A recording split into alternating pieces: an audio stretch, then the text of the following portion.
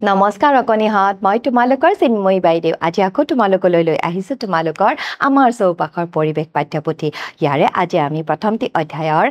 প্ৰথমটি পাঠ আমাৰ পৰিয়ালৰ তৃতীয়টি অংক আলোচনা কৰিম এতিয়া চাওঁচোন আহা এই তৃতীয়টি অংকত কিনো আছে কিন্তু তৃতীয়টি অংকলৈ যোৱাৰ আগতে ইয়াৰ আগৰ অংকটিত কিনো শিকিছিলো অকনমান মনত পেলাওঁ আহা আমি যে শিকিছিলো যৌথ পৰিয়ালৰ বিষয়ে ইয়াৰ আগত আমি একক পৰিয়ালৰ বিষয়ে শিকিছিলো মনত পৰিছেনে বাৰু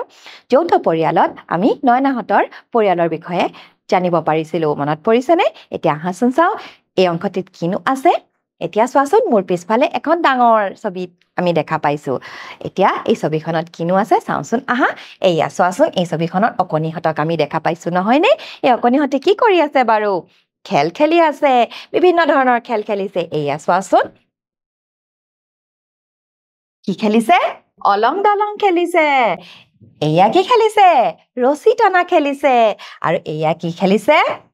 চেংগুটি খেলিছে লগতে এইফালে চাওঁচোন আহা এয়া চোৱা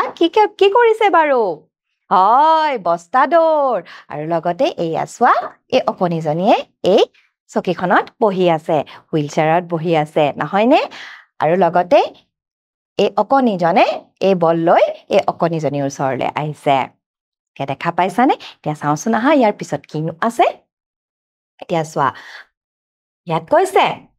আজৰি সময়ত নয়নাহঁতৰ চুবুৰীৰ আটাইবোৰ ল'ৰা ছোৱালীয়ে একেলগে খেলা ধূলা কৰে এতিয়া চোৱাচোন আজৰি সময়ত নয়নাহঁতে এনেকৈ একেলগে খেলা ধূলা কৰিছে নয়নাহঁতৰ পৰিয়ালৰ বিষয়ে আমি ইয়াৰ আগৰ অংশটোত জানিব পাৰিছিলো এতিয়া সেই নয়নাহঁতে চোৱাচোন কেনেকৈ এই অকনিহঁতৰ লগত খেলিছে কেতিয়াবা সিহঁতে ঘৰৰ ভিতৰত লুডু কেৰম আদিও খেলে ঘৰৰ বাহিৰত খেলা এইসমূহ খেল তেওঁলোকে বাহিৰত খেলে আৰু ঘৰৰ ভিতৰত তেওঁলোকে কি খেলে লুডু আৰু কেৰম খেলে ইয়াৰ পিছলৈ যাওঁচোন আহা ইয়াত কৈছে শৈশৱৰ পৰাই নয়নাৰ সহপাঠী কাকলিয়ে খোজ কাঢ়িব নোৱাৰে এইয়া চোৱাচোন নয়নাৰ সহপাঠী হৈছে কাকলি আৰু কাকলিয়ে খোজ কাঢ়িব নোৱাৰে আৰু গতিকে কাকলিয়ে সদায় এনেকৈ চকা লগা চকীত বহে হুইল চেয়াৰত বহে ইয়াত কৈছে সেইবাবে হুইল চেয়াৰ ব্যৱহাৰ কৰে এতিয়া এইখন চোৱাচোন হুইল চেয়াৰ আৰু তাই এনেকৈ হুইল চেয়াৰখন ঠেলি খেলপথাৰলৈ এনেকৈ লৈ যায় আৰু তাই ঠিক তেনেকৈ সকলো ল'ৰা ছোৱালীৰ লগতে কেতিয়াবা খেলে আৰু নহলে কেতিয়াবা খেলৰ উপভোগ কৰে সকলোৰে লগত কাকলিয়ে খেলা ধূলাত অংশগ্ৰহণ কৰে সকলোৱে কিন্তু কাকলিক সকলো খেলতে অংশগ্ৰহণ কৰিবলৈ দিয়ে এতিয়া চোৱাচোন কাকলিয়ে কেনেকৈ অকনিজনৰ লগত বল খেলিবলৈ গৈছে ইয়াৰ পিছলৈ যাওঁচোন আহা তুলিকাই চকুৰ সমস্যাৰ বাবে চশমা পিন্ধে এতিয়া আমি তুলিকাক দেখা পাইছোনে বাৰু হয় এয়া হৈছে তুলিকা আৰু তুলিকাই অকণমান চকুৰ সমস্যাৰ বাবে চশমা পিন্ধে সেইবাবে খেলা ধূলাৰ সময়ত আটায়ে তুলিকাৰ লগতে কাকলিৰ প্ৰতিও নজৰ ৰাখে গতিকে এই অকনিহঁতে খেলা ধূলা কৰে কিন্তু লগতে কিন্তু বেছিকৈ কাকলি আৰু তুলিকাৰ ওপৰত নজৰ ৰাখে নয়নাহঁতৰ পোহনীয়া কুকুৰটো অনবৰতে সিহঁতৰ লগত থাকে এতিয়া চোৱাচোন আমি এটা কুকুৰ দেখা পাইছো আৰু এই কুকুৰটো হৈছে নয়নাহঁতৰ পোহনীয়া কুকুৰ আৰু সেয়ে নয়নাহঁতৰ লগত সিও খেলা ধূলা কৰিবলৈ যায়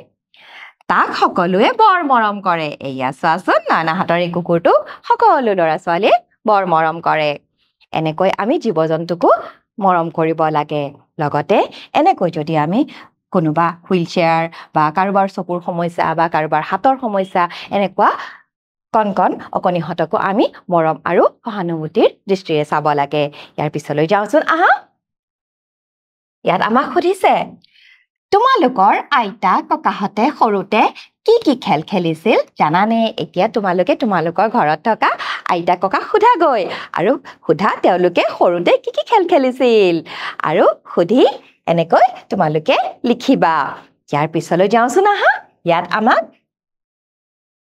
লিখো আহা ইয়াত কৈছে তোমালোকে বন্ধুসকলৰ সৈতে কি খেল খেলা তোমালোকে কি খেল খেলা বাৰু বন্ধুসকলৰ সৈতে কিছুমান খেল ময়ো খেলিছিলো সেই খেলকেইটা মই লিখো আৰু তোমালোকেও লিখিবা তোমালোকৰ পাঠ্যপুথিত আমি লুকা ভাকু খেলিছিলো তোমালোকে খেলানে বাৰু হয় লুকা ভাকু লগতে পাৰ পানী খেলা নিশ্চয় আৰু কি খেলো আমি অলং দলং খেলানে বাৰু অলং দলং ৰছী টনা খেলানে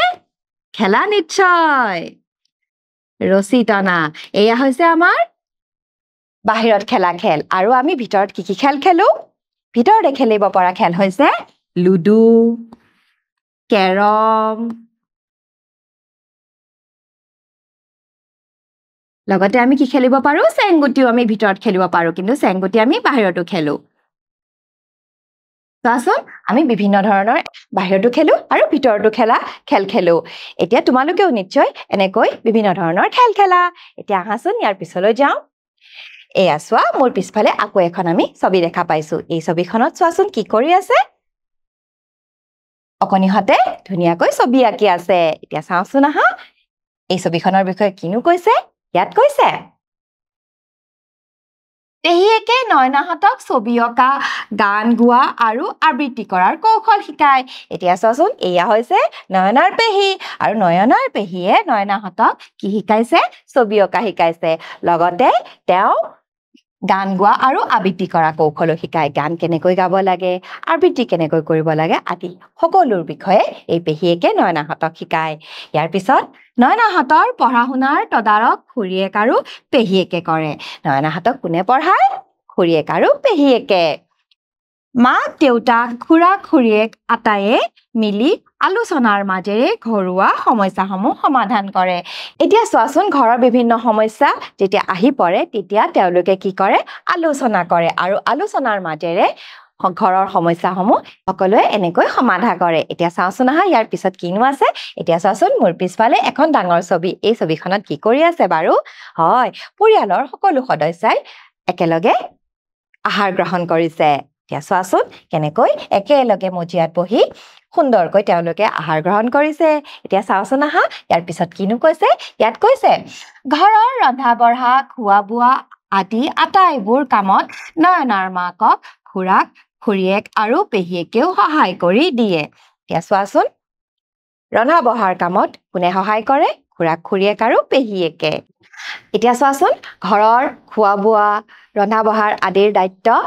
নয়নাৰ মাকে পালন কৰে আৰু নয়নাৰ মাকক এই কামত কোনে সহায় কৰে খুৰাক খুৰীয়েক আৰু পেহীয়েকে ইয়াৰ পিছলৈ যাওঁচোন আহা ইয়াত কৈছে তেওঁলোকে ঘৰত ৰন্ধা বঢ়াৰ বাবে খৰিৰ চৌকাৰ লগতে গেছৰ চৌকাও ব্যৱহাৰ কৰে এতিয়া তোমালোকৰ কিছুমানৰ ঘৰত খৰিৰ চৌকা আছে আৰু কিছুমানৰ ঘৰত গেছৰ চৌকাও আছে ঠিক তেনেকৈ নয়নাহঁতৰ ঘৰতো খৰিৰ চৌকা আৰু গেছৰ চৌকা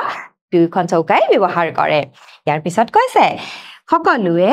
একেলগে মজিয়াত বহি কাঁহৰ কাঁহী বাতিত ভাত আঞ্জা খায় এতিয়া চোৱাচোন সকলোৱে কেনেকৈ